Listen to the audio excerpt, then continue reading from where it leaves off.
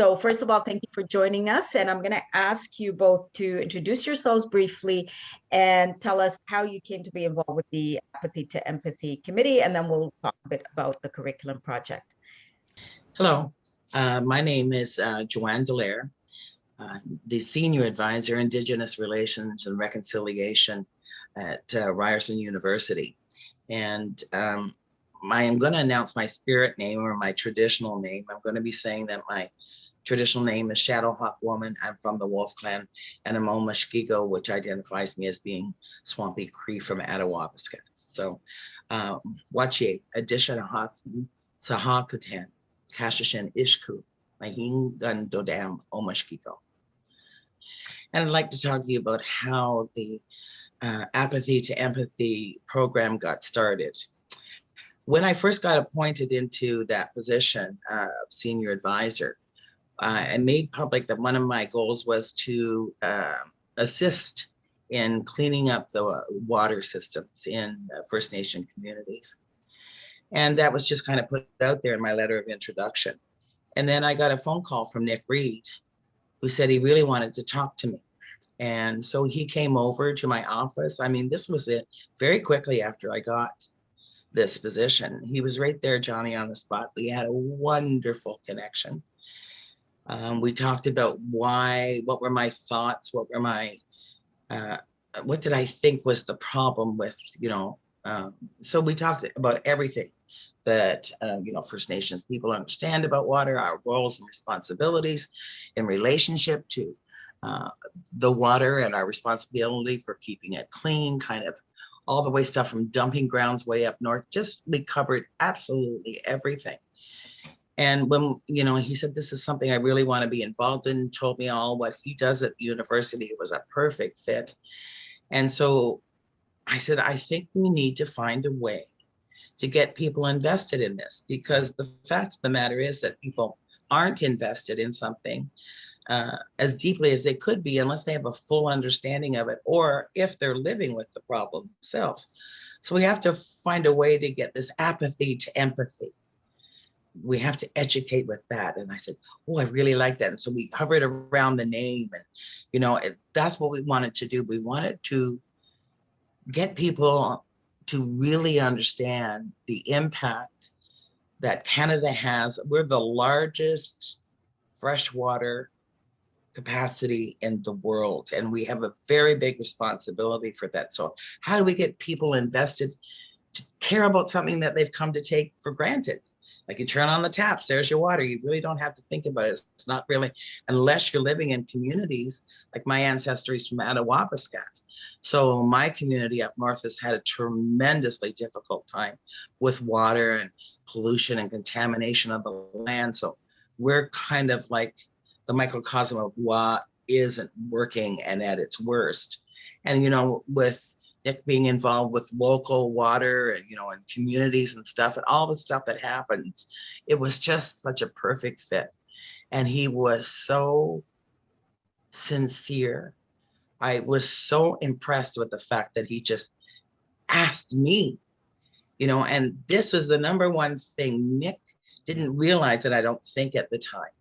But, this is the number one problem that we have in our communities up north, is we have, and in any remote community, is that we have well-intended people coming into our communities and just doing something and then leaving. And he wanted to make sure that it was something that could be incorporated by everyone, and then needing to educate people on why this was important. So, I mean, he was, and he just ran with that after. He just ran with that. The next person I heard from was from Angela, and he was just hitting the ground running.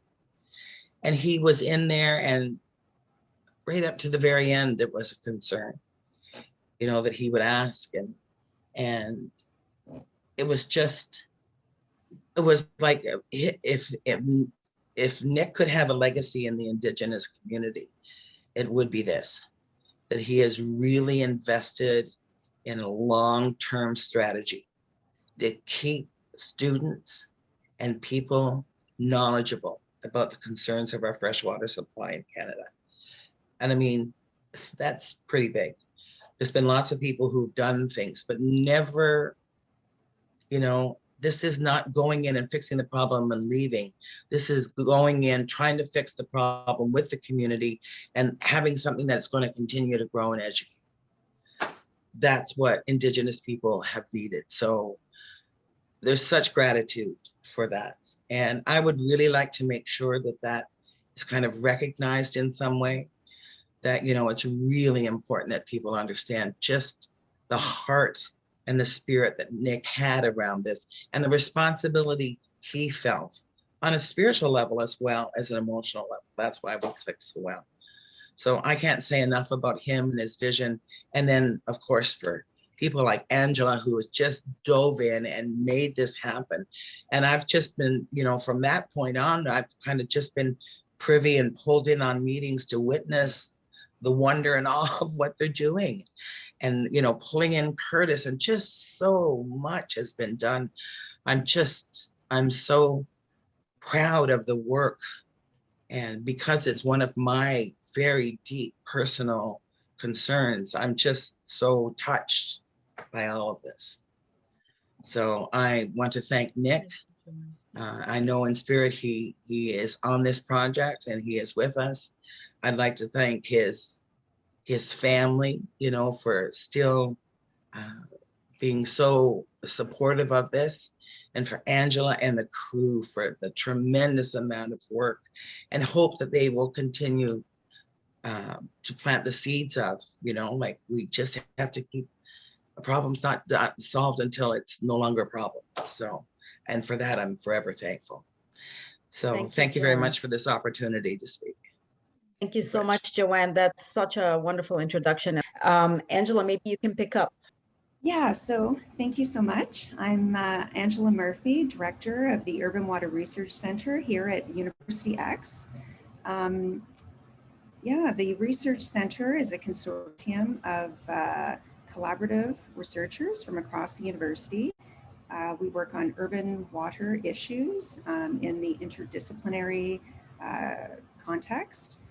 And the Apathy to Empathy Steering Committee was born from Joanne, Dallaire, and Nick Reed, the former executive director of our center. Nick passed away a year ago, and we miss him very much. But I see the Apathy to Empathy collective steering committee that was developed from his and Joanne's conversations as a beautiful legacy to him and to the collaborative work that they have done together. The committee, the steering committee, brings together brilliant, kind, thoughtful individuals from across the university who believe that something can be done to educate and inform the community around urban water issues and needs for Indigenous communities across Canada.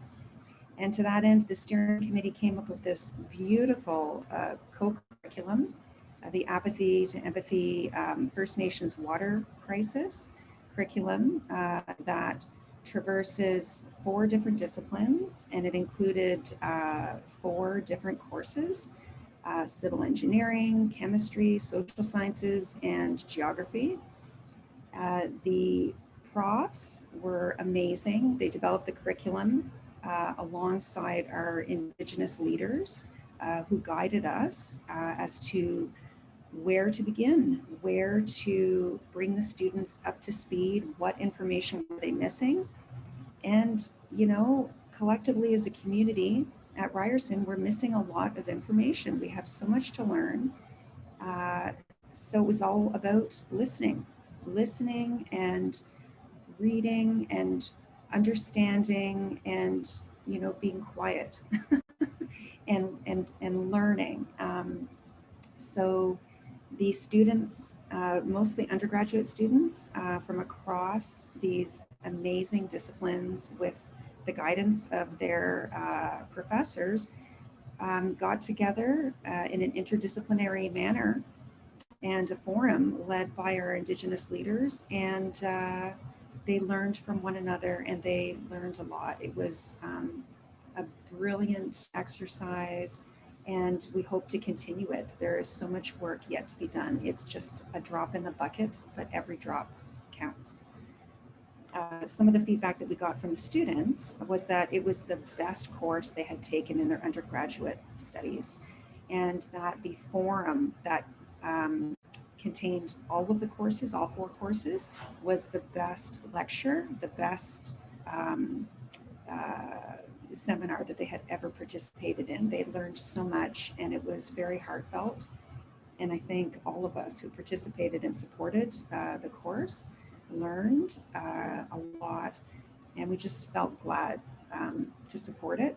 So now we look forward to next year and taking and providing the course again. And there are other lecturers, other disciplines who want to participate and become involved. We have a prof from public policy who wants to become involved and offer to her graduate students. So it's an exciting time, and I feel humbled to be involved, and I feel like it's a humble piece, but it's a necessary first drop in the bucket. And I have to thank Joanne so much, her leadership and her generosity, and she has been so busy with the renaming of the university and Ryerson's commitments to the Truth and Reconciliation recommendations. And she has been guiding the university and guiding our leadership. And I know she's so busy, but she found time for this course. So a heartfelt thanks. Thank you, Angela. That was such great background. I'm just going to add to it a piece that Curtis also brought to the work, specifically with the professors. I know Curtis has been involved with the Apathy to Empathy Steering Committee. When him and I started having conversations about curriculum and my role at the Office of Social Innovation, his role as an educational developer at the Center for Excellence in Learning and Teaching, he said to me, oh my God, it's such a natural fit to bring it to this committee, because this committee is about making real change.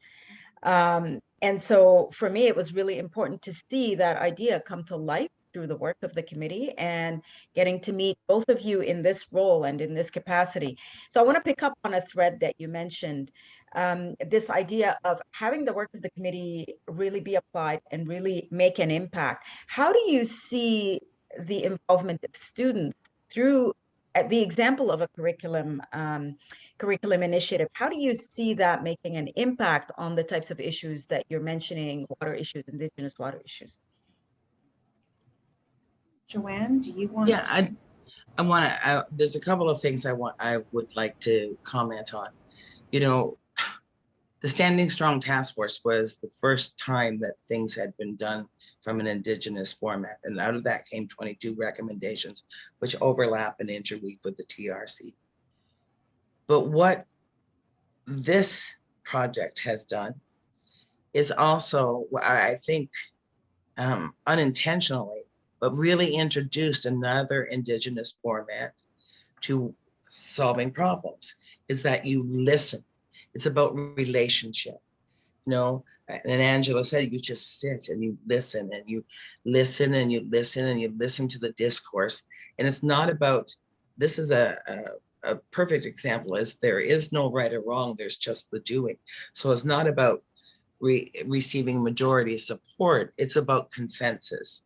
And that's what makes the Indigenous process longer, but really entailed, because you're bringing in what Angela had addressed, and what we see over and over is that the emotions are brought. You're bringing your whole self to this work, mind, body, spirit, and emotions. And when you do that, the results are so rich and so full and so deeply entwined, it becomes part of your way of thinking. That's the Indigenous approach. And without really deliberately going after that, that's what they did. And, you know, we talked about but it was such a natural way when you go in with that kind of approach, that the work just kind of it's like the water itself. It reaches out and touches everyone. And, you know, some people dive in, some people get really wet, but it brings people together. And that's the Indigenous approach. So this apathy to empathy has accomplished so many things to really begin to change and provide reconciliation around how Indigenous people see the white colonial construct in a position of power that is really not power over, it's now power with. And because we see the water as Mother Earth's life's blood. As women, it is our role. We are responsible for the water. As men, they're responsible for bringing fire. But as women, we're responsible for water because we surround our little ones in water in vitro. We're very comfortable with water. Water's our life. We have full moon ceremonies to recognize the power of the moon's energy on the tides and our responsibility. So this is so incredibly powerful in that it addresses the spiritual component as well. And when you have any committee where you can bring your whole self, you are invested in a way that it becomes part of your being. It's not something you have to do, it's something you must do because you feel, and that's what you're seeing, really that involvement, that commitment from people is because of this approach that they took.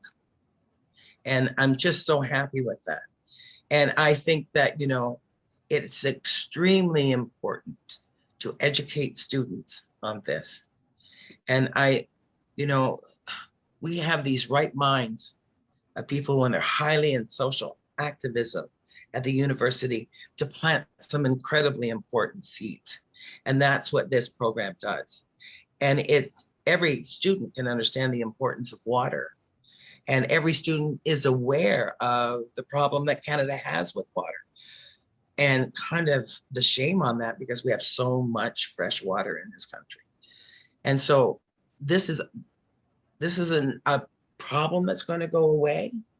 It's, you know, overnight, it's going to have to be worked on. And it's like anything that kind of has, it's very organic, as water is very organic, it moves everywhere. So, you know, we get some information that's going to change the approach. This is a living approach. And with the curriculum, that guarantees that it will live on in generations.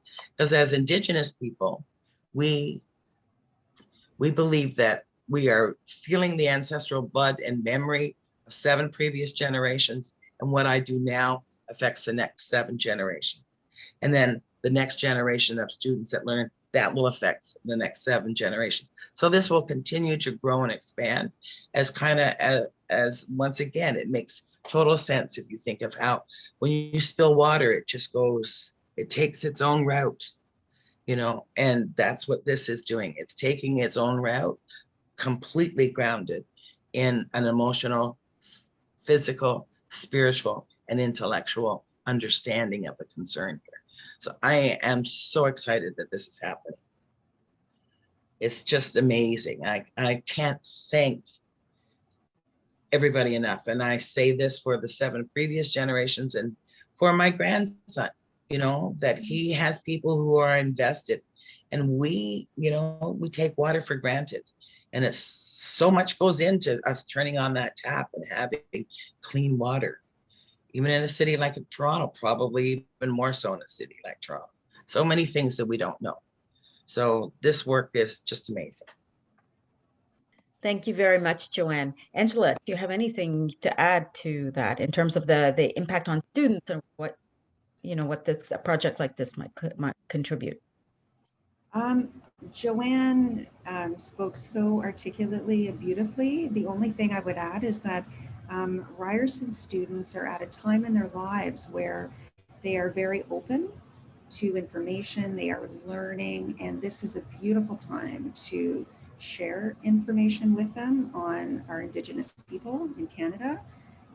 Also, our students do come from a variety of different cultures and communities and countries. I think Ryerson students have quite a various background. And so for that reason, they may or may not have learned very much about the Indigenous peoples of Canada by the time they arrive at university. You would hope that they would already have a plethora of information, but different provinces across Canada treat that information differently. I think it varies even by school and by teacher. So it's a great opportunity to bring everyone up to a certain level of information, even if it is still quite modest, to begin to attend to that lack of correct information is, I think it's our responsibility, and it's a beautiful opportunity for us. That's wonderful. I have one last question. What lessons do you hope students will take with them to their future practice? We've talked about the importance of getting this learning through higher education institutions or, in their educational journey.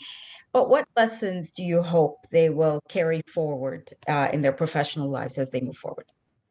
If there's one thing I think the students can learn, and I think all people can learn, but hopefully the students, because the beautiful thing about education is you can't wipe that out. It doesn't come with an eraser, And when something really strikes you on a very personal level around whatever it is you're being educated on or researching on, that sticks with you.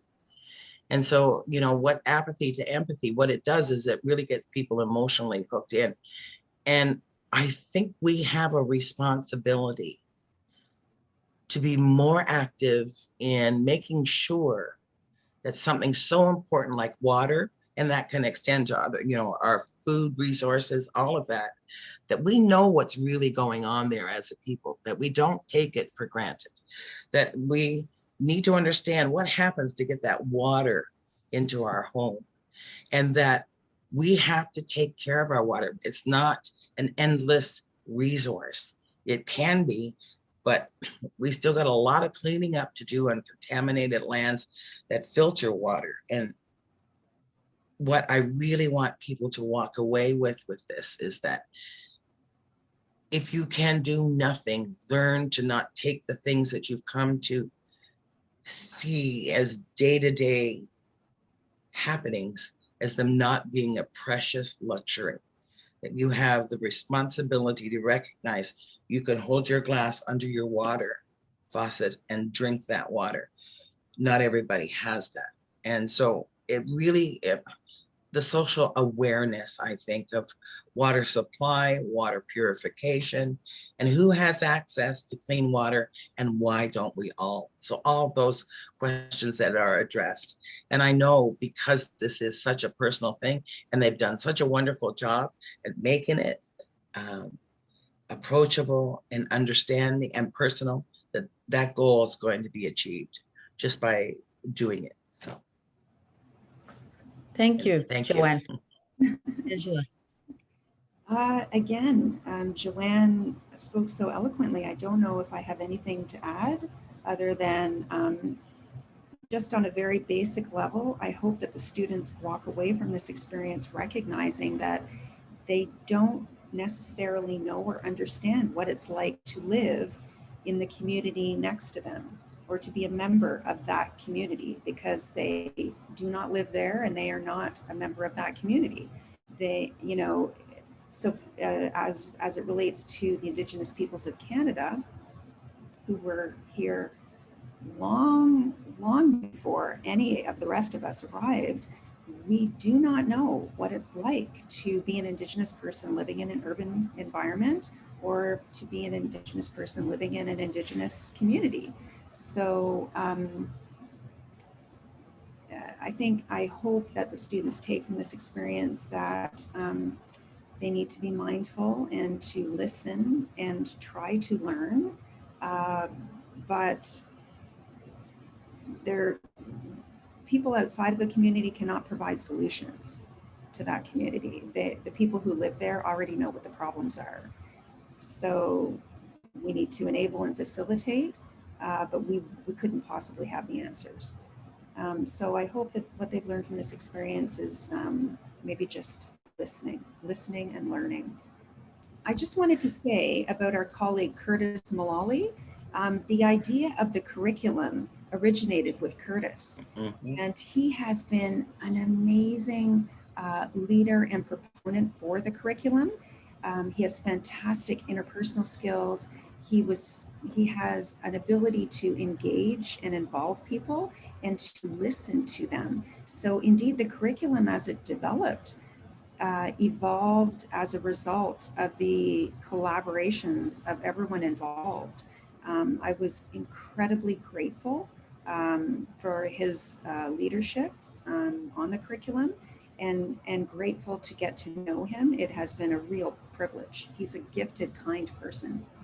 Absolutely. And he's been an ally for all things Indigenous. As soon as he could get his paws on anything, I just love him. He's a kind, caring man, as you said, and honesty and integral. He has that, and he just is, he epitomizes, just accept people for where they are, and he sees the good. He sees the good, and he's a photographer at heart, and photographers see the world very intimately compared to the rest of us. It's not just a bird, but it's like getting in there and seeing that bird, so they have a different lens. I've learned that, over the course of my lifetime, that our spirit is expressed through our creative part. And so when you have really creative people, they usually have a spiritual connection because they see things differently, or they move differently, or hear differently. The spirit really needs to be expressed. And that's the other thing that Apathy did. It once again, it brings in those 4 parts, those 4 elements: mind, body, spirit, and emotion. What a wonderful way to end this interview. And I'm glad kind of that Curtis is not here, because he would have been blushing. Yes, yes. And Curtis needs to hear kudos about himself. Yes, absolutely. Absolutely. Yeah. I was very grateful for his leadership as well. Thank you both very much. This is so rich. And thank you for allowing me to be involved with this project. It's really been an honor and a real pleasure just seeing the learning from the students, seeing the passion and the commitment from everyone who's been involved.